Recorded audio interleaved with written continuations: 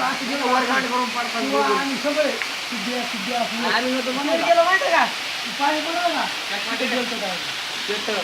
हा ना काय तू घेतो मग काही ठेवलं दोनदा सांगितलं द्या पकडा ना सगळ्या मी